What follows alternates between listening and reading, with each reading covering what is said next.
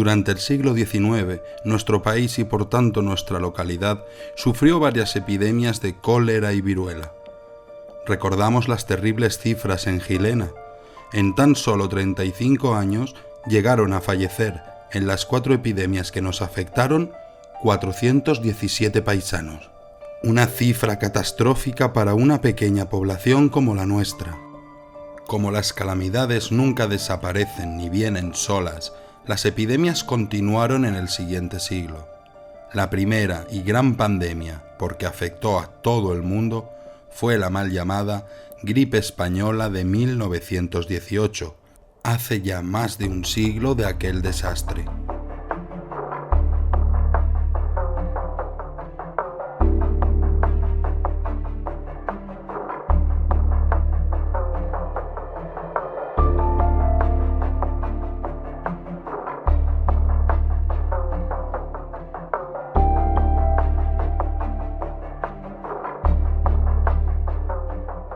Transcurrían ya varios años de la terrible Primera Guerra Mundial que asolaba casi toda Europa, menos a España, que se había declarado neutral, cuando en el año 1918 aparece el temido virus de la gripe. Pero no se trató de un virus cualquiera. Afectó a millones de personas en todo el mundo, causando entre 40 y 50 millones de muertes. Recordemos que la Gran Guerra ocasionó, contando a militares y civiles, entre 10 y 31 millones de fallecidos. Por tanto, comparando ambas masacres, los efectos de la gripe fueron más devastadores que la Primera Guerra Mundial.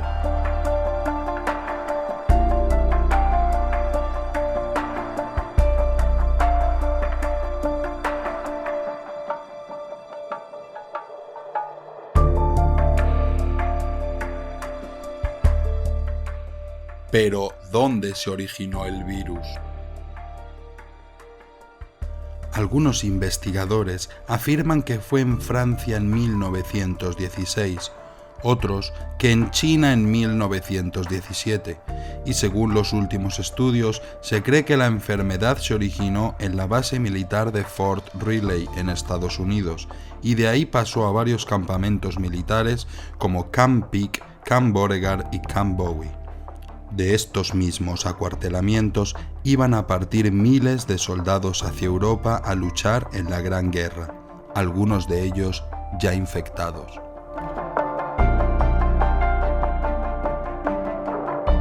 ¿Y por qué no se frenaron estos envíos sabiendo que muchos soldados iban a viajar enfermos con el virus? Porque el presidente de los Estados Unidos de América, Woodrow Wilson, asesorado por sus generales, consideró continuar por el bien del transcurso de la guerra a favor de la Triple Entente. Si la noticia de la enfermedad llegaba al bando enemigo, la Triple Alianza pudiera considerarla como un signo de debilidad en las filas enemigas y cambiar el signo de la guerra. Esto ocurrió desde mayo de 1918, pues así fue como, conociendo que muchos soldados viajaron enfermos e incluso algunos murieron en los barcos, los envíos no cesaron. Hasta 1,5 millones de soldados llegaron a Europa en agosto de 1918. Las consecuencias de esta decisión fueron nefastas. Los primeros afectados por la gripe en Europa fueron soldados franceses, y de aquí pasó al Reino Unido, después a Italia, más adelante alcanzó a Alemania y por último a España. La enfermedad corrió rápidamente por todo el viejo continente. Nuestro país fue uno de los estados neutrales de esta guerra, y por ello no se aplicó censura a las publicaciones que hablaban abiertamente de la gripe y sus consecuencias. Mientras que en el resto de países afectados con la guerra no daban noticias para no desmoralizar ni a la tropa ni a la población en general. Por ello, se culpó a España como el origen de la gripe, tras la información de un corresponsal del diario The Times en Madrid, en la que usó el término de la gripe española.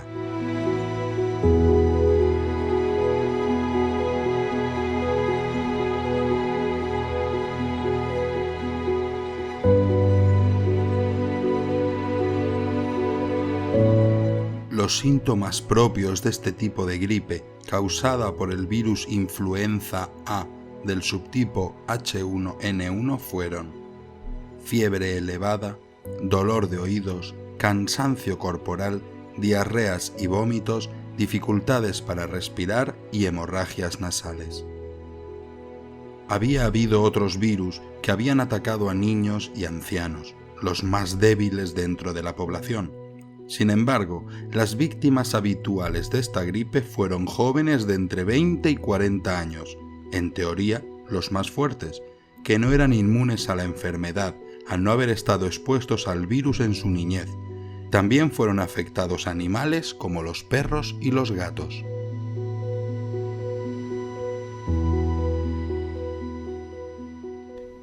El número de afectados y de fallecidos fue catastrófico en todo el mundo, entre los años 1918, 1919 y 1920, y no respetó ningún tipo de condición. Algunos científicos apuntan a que la mitad de la población mundial pudo haber estado contagiada. Asia fue el continente más castigado. En China murieron 30 millones de personas y en la India británica de 10 a 17 millones. En el continente africano se cree que fallecieron entre 1,5 y 2 millones. En el continente americano, los Estados Unidos fueron los más afectados con unas 600.000 muertes, mientras que Centroamérica y Sudamérica tuvieron unos índices mucho más benignos. En Europa, el virus atacó con despiadada virulencia. En Francia e Italia unas 400.000, en el Reino Unido 250.000, y España fue uno de los más afectados, con 8 millones de contagiados y más de 200.000 muertes, el 1% de la población. En Oceanía, la incidencia fue leve comparada con las cifras anteriores.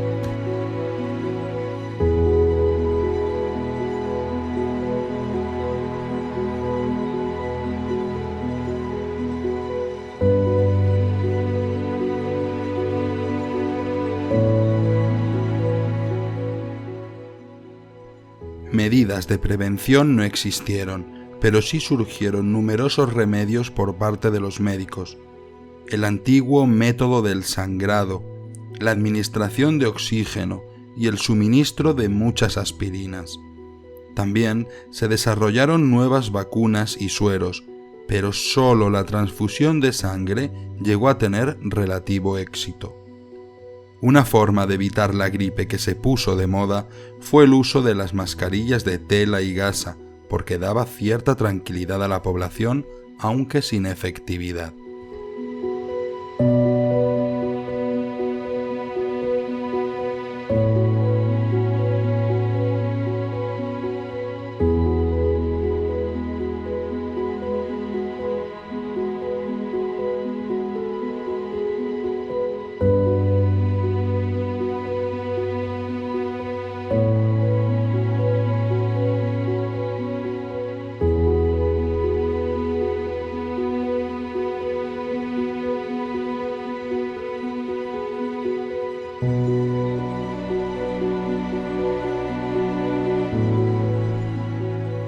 Como indicamos anteriormente, la epidemia no respetó ninguna condición ni jerarquía.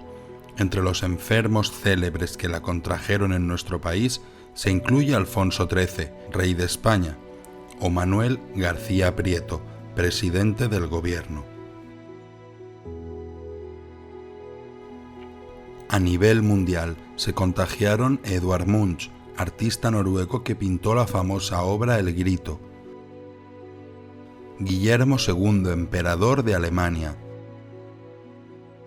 Lloyd George, primer ministro británico; Franklin Delano Roosevelt, asistente del secretario de Marina y futuro presidente estadounidense; y Woodrow Wilson, presidente de los Estados Unidos.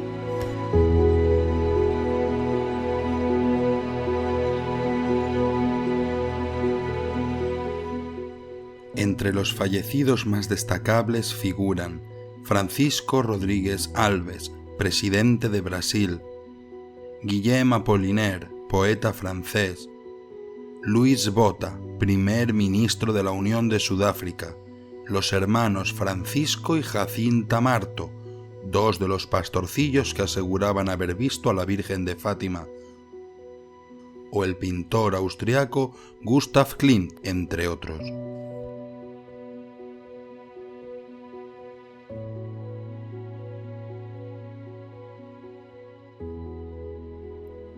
Las primeras noticias en la prensa española aparecieron a finales de mayo. En el diario ABC del día 22 se pudo leer: los médicos han comprobado en Madrid la existencia de una epidemia de índole gripal muy propagada, pero por fortuna de carácter leve. No se imaginaban lo que vendría más tarde.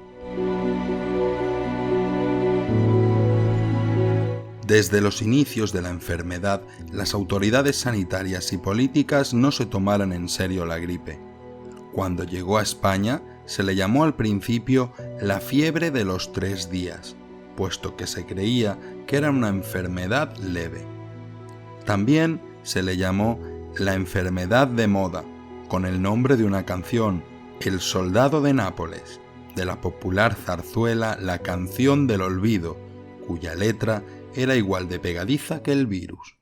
Soldado de Nápoles, que vas a la guerra, vivo recordándote, cantando desea, cariño del alma, ven, que vas a probar la dicha de amar, oyendo los sones de mis canciones.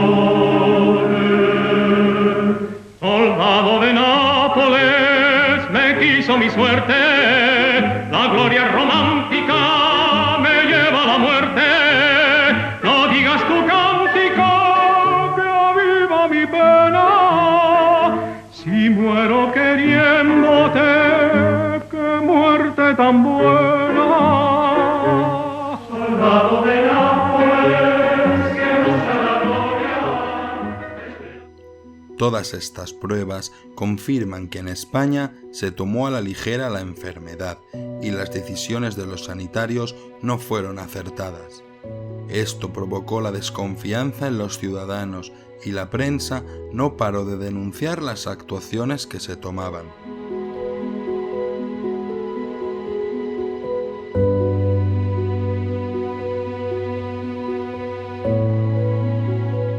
Pero ¿cómo se introdujo la enfermedad en nuestro país? Se cree que procedía de Francia y la trajeron el 500.000 de jornaleros españoles, muchos eran andaluces y extremeños, que fueron a trabajar a la vendimia al país vecino para suplir la mano de obra vacante ocasionada por la guerra. También soldados portugueses que regresaban a su país. Todos ellos usaron el ferrocarril para desplazarse y eso hizo que se extendiera el virus. Otro factor que hizo que la enfermedad se propagara fue el licenciamiento de muchos soldados, con el fin de frenar la epidemia, ya que estaban acuartelados con unas pésimas condiciones higiénicas. Con esto lo que se provocó fue su propagación a los lugares de procedencia de los quintos.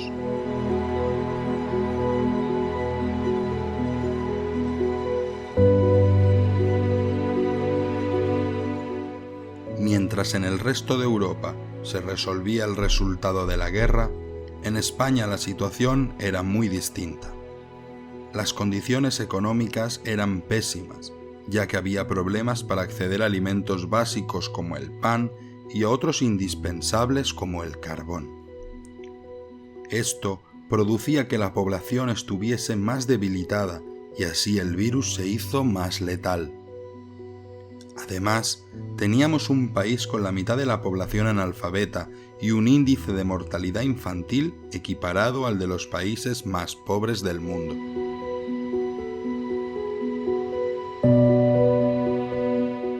Las primeras medidas que tomaron las autoridades fueron cerrar las universidades y los centros escolares.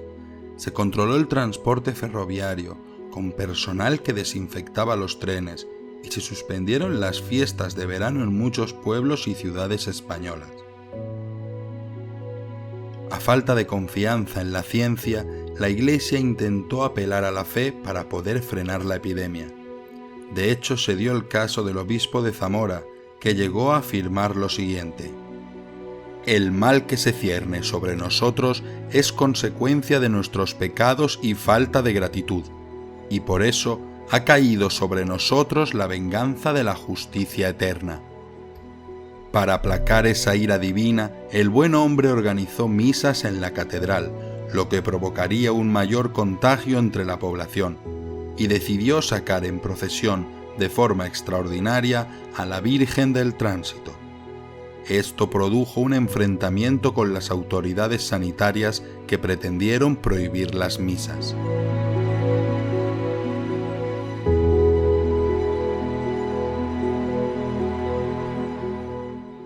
Los efectos de la epidemia en España fueron terroríficos. En un país con 20 millones de habitantes llegaron a contagiarse hasta 8 millones y los muertos se repartieron así. En 1918 fallecieron 147.114 personas. En 1919 fueron 21.245 y en 1920 se alcanzaron las 17.825 víctimas. Estas fueron las cifras oficiales, aunque las muertes reales fueron muchas más, lo que convirtió a España en uno de los países europeos más afectados. La población española descendió tan solo 2 veces a lo largo del siglo XX.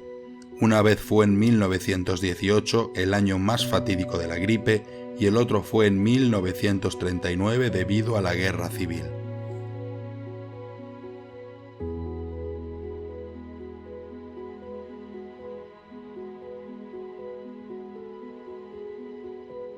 La epidemia también afectó a numerosos sanitarios que fallecieron, y en el caso de los pueblos pequeños, si moría el médico no llegaba ningún sustituto, lo que provocaba una verdadera desgracia.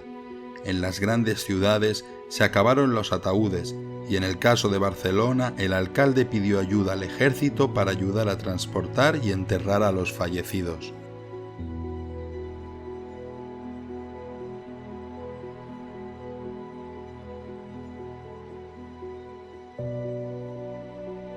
Las regiones españolas sufrieron la gripe con desigual incidencia.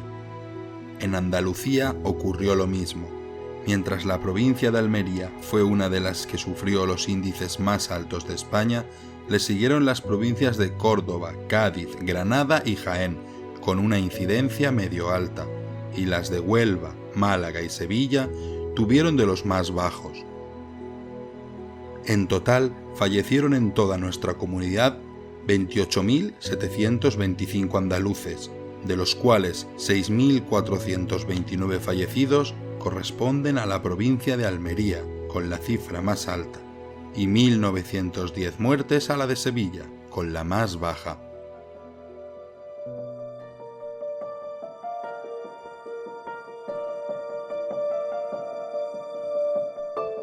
Los primeros casos comenzaron en Almería, y no se tomó en serio la denuncia de un médico al inspector de Sanidad. La epidemia comenzó en la primavera de 1918, con el calor del verano casi desapareció, pero en el otoño del mismo año se recrudeció con gran fuerza.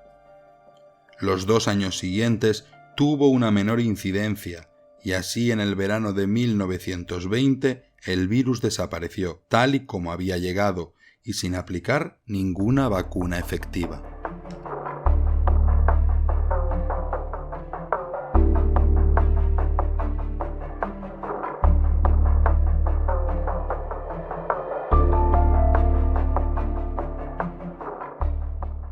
Un ejemplo curioso de intento de frenar la epidemia fueron las medidas tomadas por el Inspector Provincial de Sanidad de Málaga, en las que explicaba cómo debía de realizarse una correcta desinfección. Se realiza quemando todo lo que se pueda, hirviendo lo demás, limpiando perfectamente los locales, muebles, etc., raspando las paredes, suelos, techos y puertas, lavando abundantemente con un cocimiento de romero, tomillo cantueso, torbisco, zahareña, etc., según la estación y el clima, las habitaciones, menaje, cuerpos convalecientes y enjalbegando las viviendas, establos, pocilgas, gallineros y cuantos sitios sospechosos de contagio.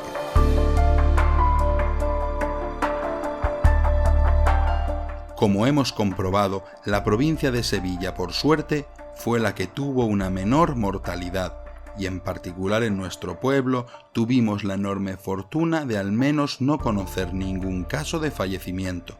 Se desconoce si también de contagios, en los 3 años que permaneció la epidemia.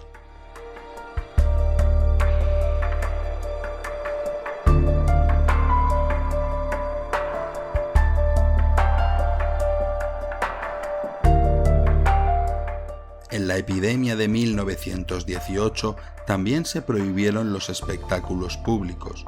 El deporte de moda, el incipiente fútbol, se vio poco afectado. Las competiciones oficiales por entonces eran la Copa del Rey y los campeonatos regionales.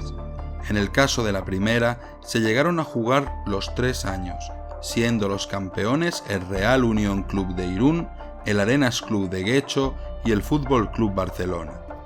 Sí afectó a un partido amistoso que debía disputarse en mayo de 1918 entre el Real Madrid y el Barcelona.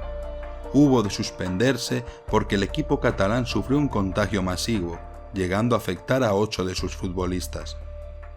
Por otro lado, la Copa de Andalucía se disputó en esos años, siendo el campeón en 1918 el Recreativo de Huelva y los 2 años siguientes lo fue el Sevilla Fútbol Club. A nivel internacional, la incidencia más nefasta fue la muerte de hasta 4 jugadores ingleses por la gripe.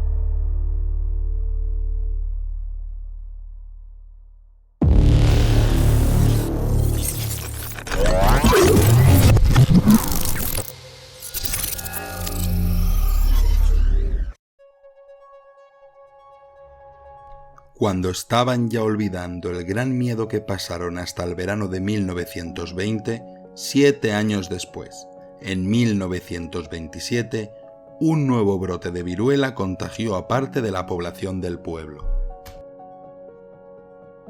La viruela ha sido una de las enfermedades más terribles y letales que ha padecido los habitantes de nuestro planeta.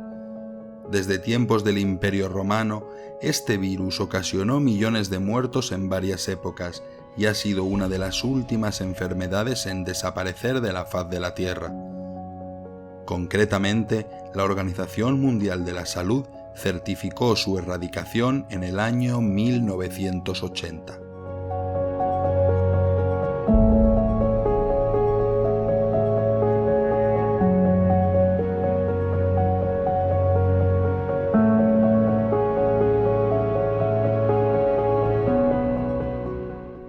La leve recuperación económica y el incremento en el trabajo debido al aumento de obras públicas por parte del gobierno de la nación en plena dictadura del general Miguel Primo de Rivera se vio enturbiada por este nuevo brote de viruela en Gilena.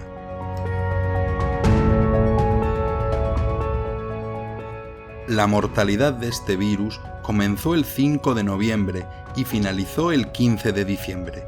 Duró por tanto unos 40 días. En el primer mes fallecieron 16 personas y en diciembre tan solo 2. El total de fallecidos, por tanto, alcanzó las 18 personas. Por sexo fueron 11 hombres y 7 mujeres, y por edades 12 niños, 4 hombres y 2 mujeres. La población infantil fue la más vulnerable a la enfermedad, como se desprende de los datos. El reparto de víctimas por calles fue así. En la calle Molinos, la más afectada, vivían 12 de los fallecidos. En la calle Jardín murieron 2 vecinos, y en las calles Triana, Écija, Nueva y Álamos murió un paisano. Esta vez le tocó intervenir para paliar la enfermedad y su contagio con los afectados al médico titular don Rafael Ramilo Aguilar, que desde 1914 cuidaba a los jilenenses. Y esta fue la última epidemia que sufrió Gilena en el siglo XX.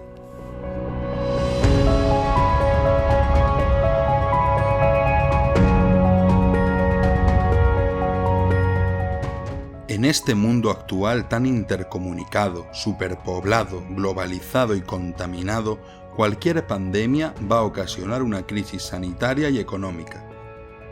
Las autoridades deben de estar alerta y aprender de esta epidemia para que los efectos sean los más leves posibles en la próxima o próximas enfermedades víricas que nos afecten.